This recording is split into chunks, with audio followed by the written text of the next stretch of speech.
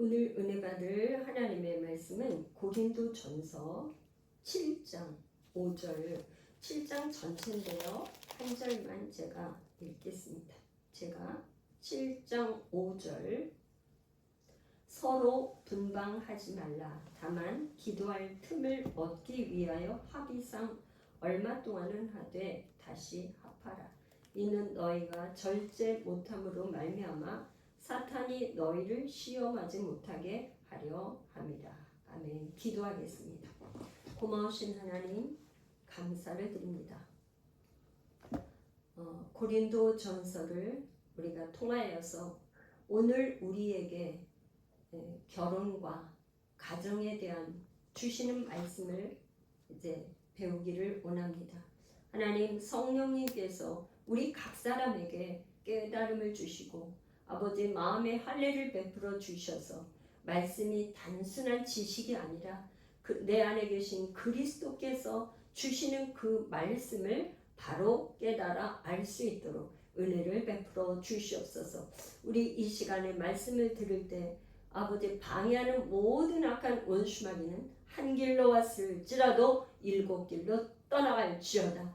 이 시간 유튜브 영상을 통해서도 아버지 은혜 받고자 하는 모든 성도들에게 하늘의 문을 여사 하나님 말씀이 말씀 되게 하여 주옵소서. 종의 입술을 주께서 주장하여 주사 하나님 성령의 기름을 부어주시고 진리의 말씀이 바로 전달되게 하여 주옵소서. 예수님의 이름으로 기도합니다. 아멘. 할렐루야. 고린도 전서를 하면서 지난주에는 5장, 6장에 있는 말씀을 나누고 오늘은 7장인데요. 결혼 생활입니다. 고린도 교회에서 결혼에 대한 이제 결혼 생활에 대해서 질문을 했어요. 그래서 7장 1절에 보니까 너희가 쓴 문제에 대하여 말하면 이렇게 시작을 했는데 고린도 교회 사람들이 그때 당시에 이원론, 그래서 육은 아무것도 아니다. 그래서 영은 깨끗하고 육은 무익하다. 그래서 몸은 방종하는 생활 그런 식으로 했던 한 부류가 있었고 아니다. 금욕주의로 나가는 한 부류가 있었고 그랬었던 것 같아요. 그래서 지금 너희가 질문하는 거예요. 사도 바울에게 한 거를 7장 1절에서 이제 대답을 합니다. 쭉 7장 1절부터 이제 40절까지 쭉 얘기를 하는데 이제 제가 문단을 이렇게 나눠 보니까 7장 1절부터 7절까지는 그리스도의 가정의 결혼 생활에 대해서 얘기를 하고 있고요. 8절에서 16절까지는 불신앙인들과의 결혼과 이혼에 대한 거, 17절부터 24절까지는 하나님의 부르심과 부르심을 받은 자들의 그 상태, 그 다음에 25절에서 40절까지는 처녀의 결혼에 대해서 이렇게 얘기를 하고 있습니다. 이제 좀 나누면 1절부터 7절까지는 이제 사도 바울이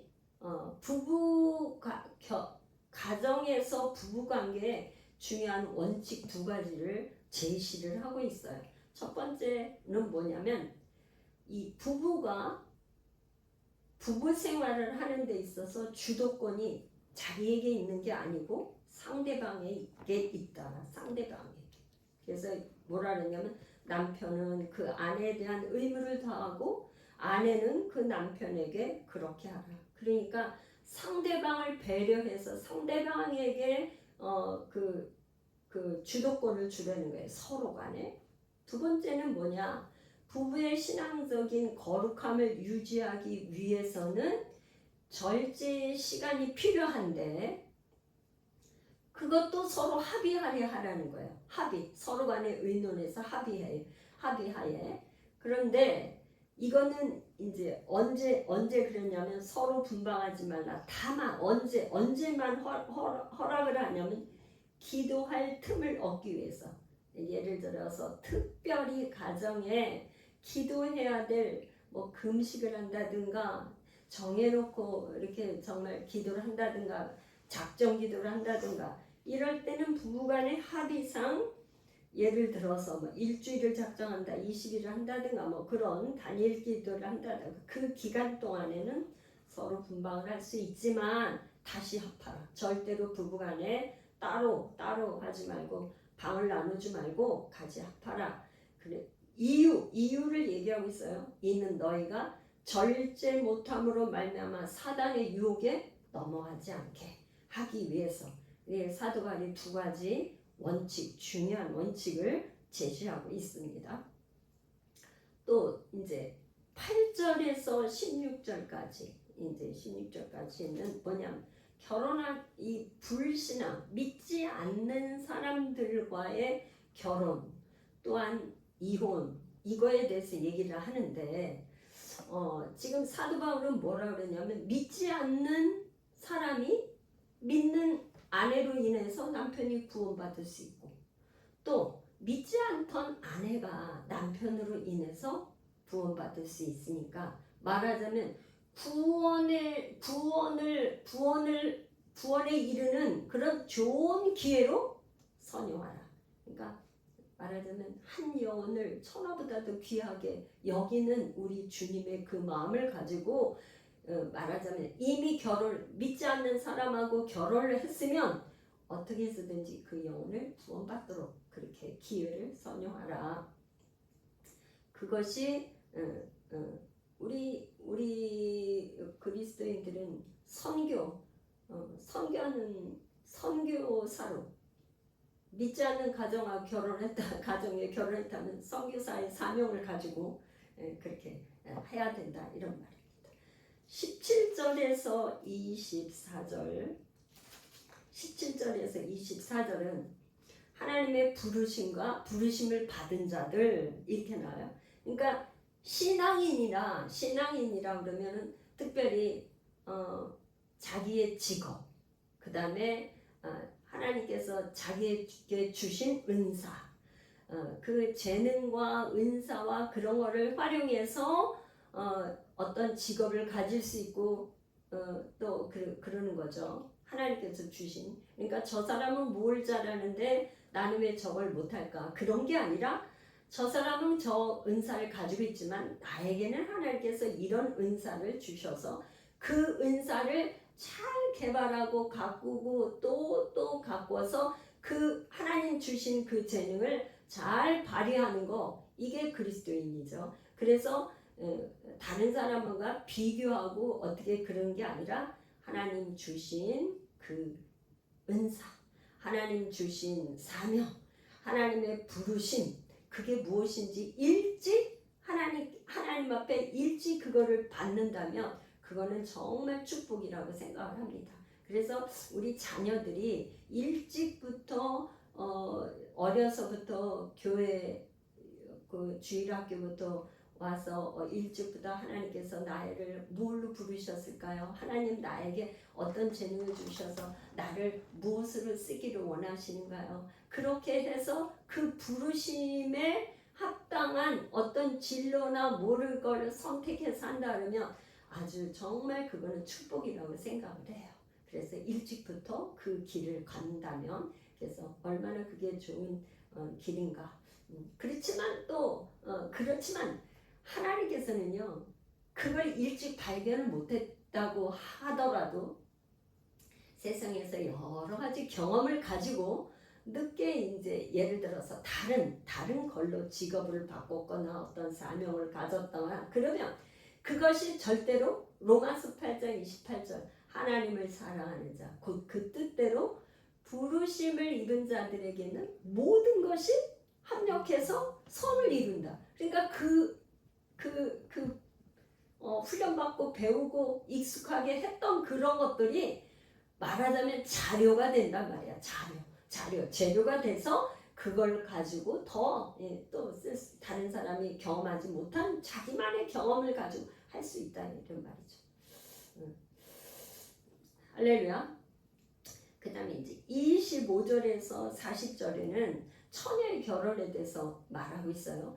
사도 바울은 아마 고린도 교회에 이 편지를 쓸 때는 아마도 결혼을 안 하고 혼자 사는 독신이었던 것 같아요. 그래서 나와 같이 되기를 원한다고 이렇게 했던 거는 그때 당시 뭐 사도 바울이 결혼을 했다가 어떻게 됐는지 그건 모르겠지만 나와 같이 이제 혼자 지내는 것이 좋다 하면서 얘기를 하는데 사도 바울은 주님으로부터 받은 명령을 말할 때는 아주 순종을 해야 된다. 이거는 그렇게 강력하게 얘기하지만 그게 아니고 자기 사도로서 성도들에게 교회에게 이렇게 하는 말은 뭐 이렇게 자기의 그 경험이나 성령 안에서 주신 마음을 가지고 이렇게 절대적으로 강요하는 게 아니고 개인의 어떤 그런 그 성령 안에서 주신 마음을 가지고 나누는 것을 볼 수가 있습니다.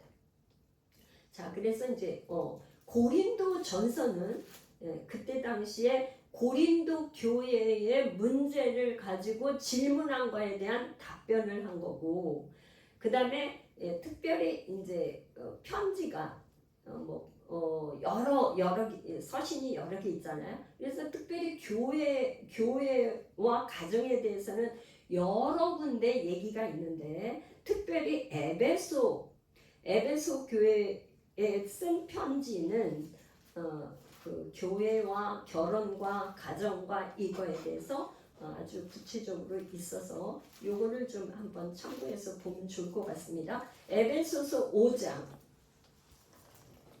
결혼과 가정, 특별히 에베소서 5장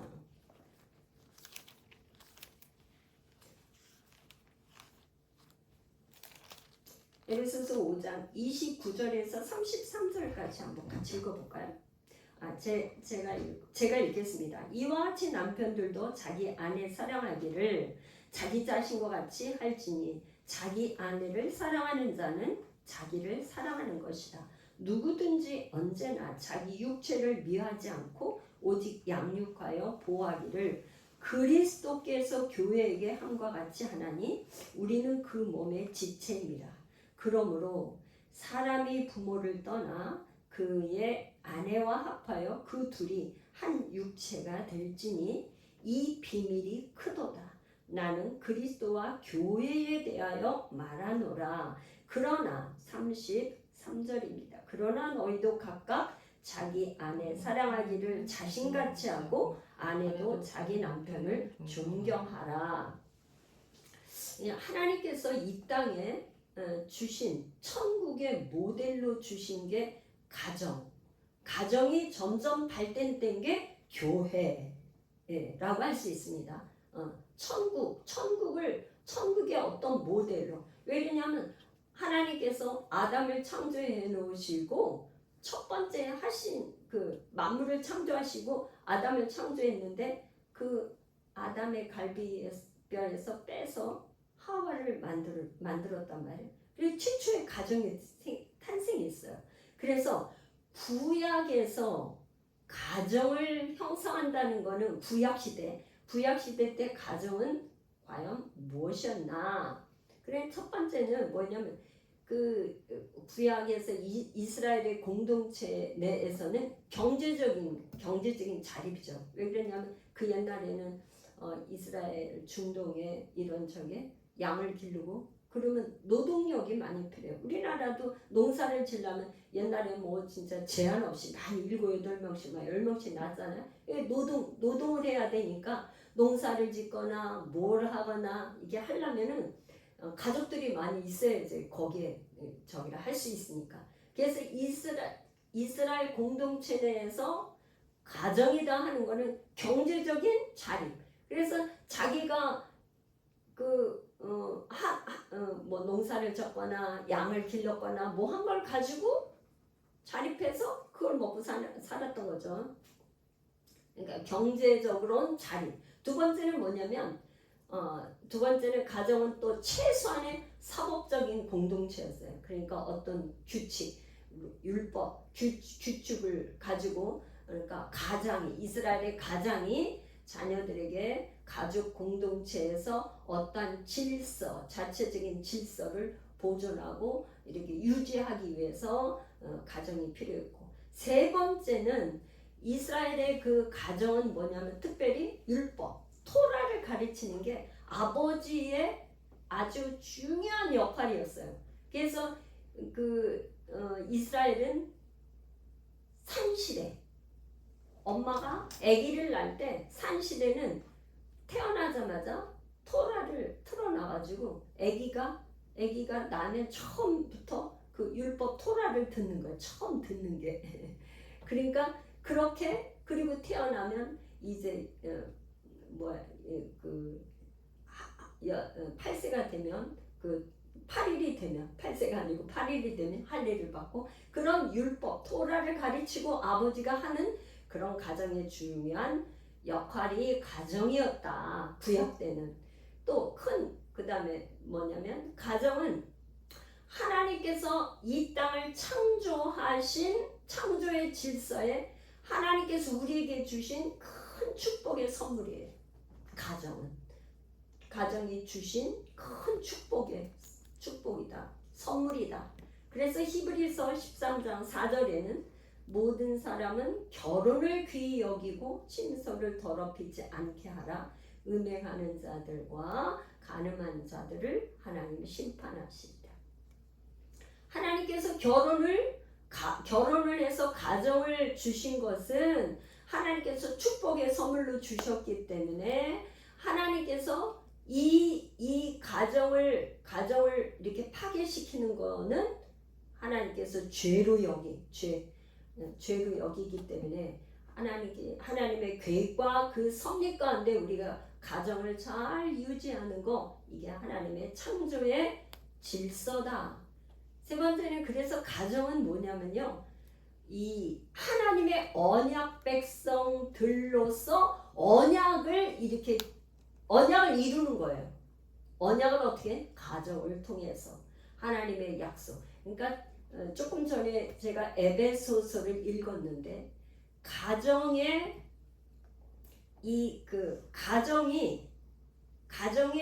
세상에서 한 몸이 되는 거는 부부밖에 없어요. 부부. 그래서 부부는 남편이 경제적으로 아내가 경제적으로 월급을 받거나 뭘 하거나 돈을 벌거나 하면 같이 소유하고 쓰잖아. 그죠? 같이 소유하고 쓰는. 그게 가정의 경제가 같이 공유하고 소유하는 거예요. 어느 부모 자녀 간에도 그렇게 할 수 없어. 근데 부부 간에만 그렇게 하는 거죠. 그런데 오늘날 만약에 예를 들어서 부부가 결혼을 했는데 그 경제를 갖다가 같이 공유하지 않는다. 그거는 하나님께서 원하시는 그게 아니에요. 왜냐, 부부가 한 몸이기 때문에. 부부가 한 몸인다는 것은 성과 경제 두 가지를 공유해야 돼. 두 가지. 하나님께서 뭐냐면, 옛날에는 지금은 월급을 이렇게 하고 받고 이렇게 대부분 직장 생활하고 사업을 하거나 이렇게 하지만, 옛날에는 다 노동을 하고 그래서 가족이 공동으로 같이 먹고 살고 했단 말이에요. 그러니까 가정을 갖는다는 것은 성과 어떻게 경제 공동체로서 같이 공유하는 거예요. 이것이 하나님께서 주신 창조의 질서예요. 그러니까 그 질서대로 살아야 돼. 그런데 이 한 몸이 되는 건, 이 사도 바울이 뭐라 그러냐면, 이 비밀이 크도다. 나는 그리스도와 교회에 대해서 말하노라. 그러니까 교회라는 거는 뭐냐? 그리스도가 머리가 되고 우리는 그의 몸이 돼서 그리스도와 교회는 한 몸을 이룬단 말이에요. 그러니까 한 몸을 이루는 공동체는 가정의 부부 공동체와 교회 공동체밖에 없다 이 말이에요. 한 몸 되는 게. 그래서 결혼해서 부부가 같이 이렇게 살려면은 참 초반에는 결혼해서 많이 싸워. 그죠? 그냥 여태까지 여자는 자기 친정에서 살아왔던 그 습관, 음식이 또 달라, 가풍도 달라, 뭐 어떤 뭐 행사, 가족 행사도 달라, 습관도 달라, 다 다르고 남편은 남편들의 습관이 다 달라. 그 다른 두 사람이 만나서 한 몸을 한 가정을 이루려면 너무너무 힘들어요. 이게 달라. 너무너무 달라서 싸우기도 하고 그런데 남편과 아내가 갈려서 나중에는 이제 그 입맛도 비슷해져, 좋아하는 것도 비슷해져, 점점 비슷해서 닮아가지는 거다. 부부가 닮아가는 거. 그리스도와 교회도 마찬가지예요. 한 몸을 이룬다는 거. 우리가 그리스도의 명령을 듣고 살려면은 쉽지 않아요. 그런데 가면 갈수록 우리의 신앙의 성화가 되는 거는 뭐냐? 그리스도의 명령대로 말씀을 듣고 우리가 그 명령에 따라서 점점점 우리가 성화되는 생활, 그리스도 안에서 변화가 되는 거, 그리스도의 뜻대로 사는 거, 그게 한 몸이 되는 거죠. 한 몸이 되지 않으면 절대로 그렇게 순종하며 살 수가 없다 이 말이에요. 할렐루야. 자, 그래서 이제 베드로전서 3장 7절에 이렇게 말씀하고 있습니다. 베드로 사도가 남편들아 이와 같이 지식을 따라 너희 아내와 동거하고 그를 더 연약한 그릇이요 또 생명의 은혜를 함께 이어받을 자로 알아 귀히 여기라. 이는 너희 기도가 막히지 아니하게 하려 함이라. 남편들에게 얘기하는 거예요. 아내를 어떻게 여기냐면 아내와 동거하고 아내는 연약한 그릇이야. 깨어지기 쉬워. 그러니까 뭐냐면 생명의 은혜를 함께 이어받을 자이기 때문에 귀하게 여기라는 거야. 사랑해주고 귀하게 여기래. 이유는 기도가 막히지 않게 하려 합니다. 그래서 부부는요, 뭐냐면 육체적, 정신적으로, 영적으로 코이노니아 교제하는 그런 나눔을 갖는 그런 믿음의 공동체, 그런 부부 공동체가 되어야 한다. 그런 말씀입니다. 그 다음에 이제 가정은요, 무엇보다도 부부에게 기쁨과 즐거움의 자리예요. 가정은 사실은 이런 기쁨과 즐거움의 자리가 되려면 둘이서 생각이 같고 한 뜻, 한 마음, 한 생각이 돼서 연합을 이루지 않으면 이런 기쁨과 즐거움이 있을 수가 없어요. 그죠? 그렇지 않아요? 서로 생각이 틀려, 원하는 마음도 틀려, 또 그 다음에 계속 다르면 기쁨과 즐거움이 있는 게 아니라 계속 다툼밖에 있을 수가 없어요. 그런데 가정에서 부부가 한 몸을 연합하여서 이룬다면은 정말로 정말 기쁨과 즐거움이 되는 곳이 가정입니다. 그 다음에 6번째, 가정은 부모들이 자녀들에게 가르침 또한 훈련을 하는 그런 귀한 장소죠. 가정은 한 남자와 여자가 만나서 부모가 되는 것을 경험한 엄마 아빠가 어떻게 사는 것을 보고 자녀들이 배우는 거죠. 그래서 자녀들에게 저도 참 이런 말씀만을 전하기가 굉장히 어려운데 자녀들은 엄마 아빠가 얼만큼 행복하게 사냐에 따라서 그걸 보고 그렇게 하는 거죠. 제가 그 유튜브에서 쇼트 이렇게 보는데 최수종 영화배우 최수종과 하이라 그 부부가 이렇게 얘기를 하는 거 보니까 정말 굉장히 목회자보다도 더 아름다운 가정을 이루는 것 같아요. 그래서 최수종은 자기 아이들에게도 존댓말 쓰면서 그 아내에게 굉장히 아주 이렇게 잘하는 그걸 보고 아이들이 아빠같이 그렇게 하는 거, 아빠같이 그렇게 하겠다고 하는 걸 보면서 정말 말이 필요가 없고 뭐 엄마 아빠가 그렇게 하는 걸 보고 자녀들이 이렇게 그대로 보고 배우는 거죠. 저렇게 하는 거구나. 그래서 자녀들에게 부모가 되는 거를 보여주고 경험하게 하는 곳이다. 가정은 또 부모가 된다는 거는 하나님께서 우리에게 자녀를 기업의 선물로 주신 거예요. 기업의 선물로 주셔서 양육한 책임을 우리에게 맡겨주셨어요. 양육할 책임. 그러니까 잘 길러야 되는데 그전에는 요즘에는 뭐냐 결혼 예비학교도 있고 뭐 교회마다 그런 부모 교육 뭐 이런 것도 하고 그런 게 많이 있어요. 프로그램이 결혼하기 전에는 결혼 예비학교가 있고 결혼하고 나서 부모 교육 세미나도 있고 그런 뭐 저기 가정 프로그램 세미나 많아요. 우리 때는 그런 게 없어가지고 부모가 아직 될 뭐가 준비도 안 됐고 자격도 잘 안 됐는데 그냥 자녀들을 길렀어. 그러니까 제대로 좀 양육이 잘 안 된 케이스죠. 근데 오늘날 점점점 교회에서 많은 가정 세미나와 프로그램이 많기 때문에 미리 훈련도 받는 것도 필요하고 또 결혼하고 나서도 아이들을 어떻게 부모가 돼서 어떻게 양육하고 가르쳐야 될지 그런 세미나를 통해서 많이 훈련되고 배우면 참 좋을 것 같습니다. 꼭 필요하고 그렇게 해야 된다고 봅니다. 또한 가정은요, 이 자녀들이 부모에 대해서 공경하고 순종하는 것을 배우는 자리예요. 그래서 사실은 자녀들이 부모에 대해서 순종하는 것을 배운다는 건 하나님 앞에 하나님 말씀에 순종하는 것을 보이는 부모에게 순종하는 것을 배워서 하는 거죠.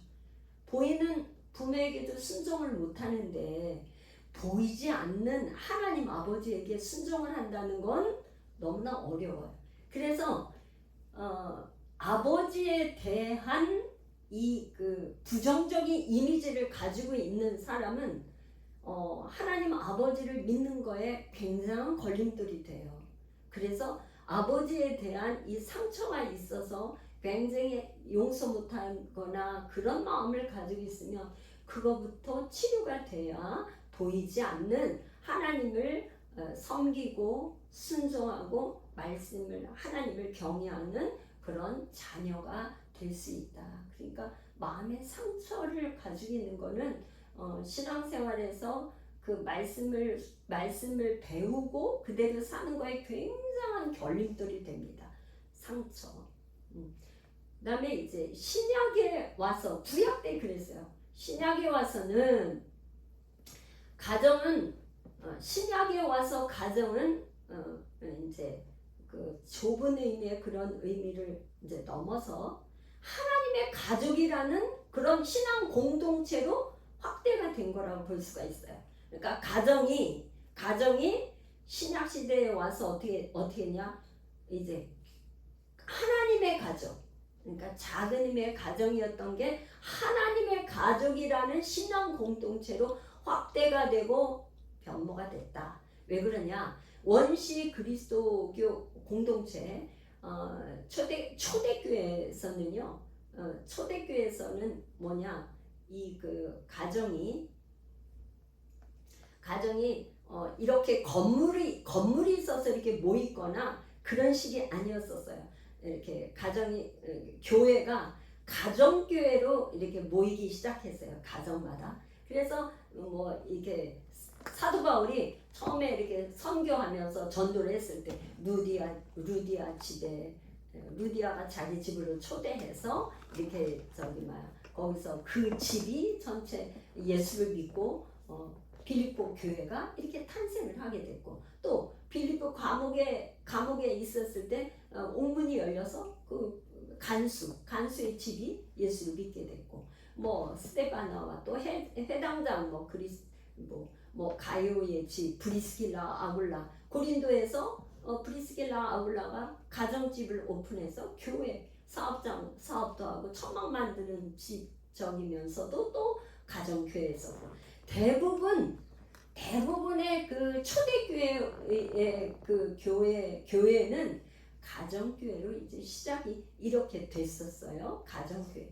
그래서 교회는 뭐냐? 하나님의 가족이면서 이렇게 가정이 하나님의 가족으로 변모가 되고 이렇게 확장된 모습이었다. 그래서 고린도 교회도 마찬가지예요. 로마 교회도 마찬가지고 고린도 교회도 여러 가정마다 있던 그런 교회인 것을 알 수가 있습니다.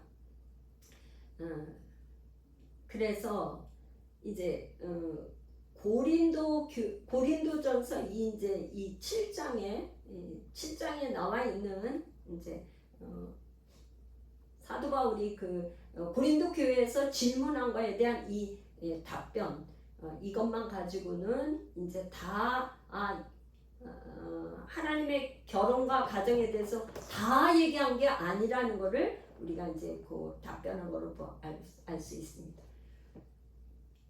자, 제가 이제 이 에베소서 아까 이제 읽었고 고린도 교회를 읽으면서 오늘날 마지막 종말을 사는 우리 이 시대에 우리는 어떠한 가정, 어떠한 결혼 생활이 하나님 기뻐하시고 바람직한 가정일까? 근데 하나님께서 주신 가정과 교회를 이 원수마귀 사단은 가장 원하는 게 뭐냐면 가정을 깨는 거예요. 부부 사이를 깨는 거예요. 그래서 부부 사이가 이렇게 깨어지면 자연적으로 가정은 해체가 되는 거죠. 그래서 가정이 만약에 이혼을 해서 해체가 된다 그러면 그 자녀들은 뭐 상처받고 뿔뿔이 흩어지고 이 하는 거는 뭐 말할 수가 없어요. 말할 수가 없죠. 근데 제가 이렇게 자료 이렇게 올라온 걸 보니까 우리나라도 이혼율이 한 46%로 나오더라고요.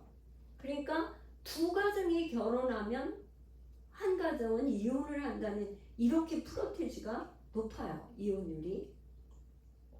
뿐만 아니라 법적으로 이제 이혼한 율은 그렇지만 또 별거하는 따로 이렇게 사는 별거하는 가정도 굉장히 그러니까 법적으로는 혼인 상태인데 별거하는 가정도 꽤 많고 그러니까 우리 그리스도인이 가장 이게 경각심을 가지고 우리가 집중해야 될 거는 건강한 가정 공동체를 지키는 거 이게 얼마나 중요한지 가정을 잘 지키는 거 이걸 위해서 우리가 깨어서 기도하고 왜 데살로니가 교회에게 항상 기뻐하라 쉬지 말고 기도하라 범사에 감사하라고 했느냐면 가정에 먼저 우리가 가정을 지키는 거 이거야말로 가장 큰 우리의 부부가 첫 번째가 사명이 가정을 지키는 거. 가정이 해체가 되면요.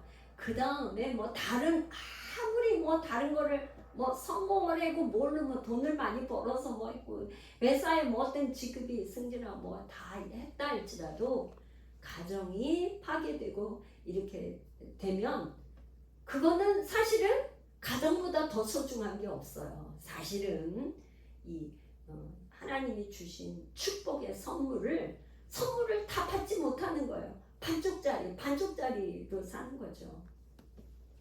그래서 이 가정에서 부부간에 잘 연합되는 거 이거가 여러분들에게 기도의 첫 번째의 제목을 가지고 늘 우리 가정의 부부가 한 마음 되고 한 생각 되고 한 뜻으로 건강한 가정을 이루는 걸 기도 제목의 첫 번째.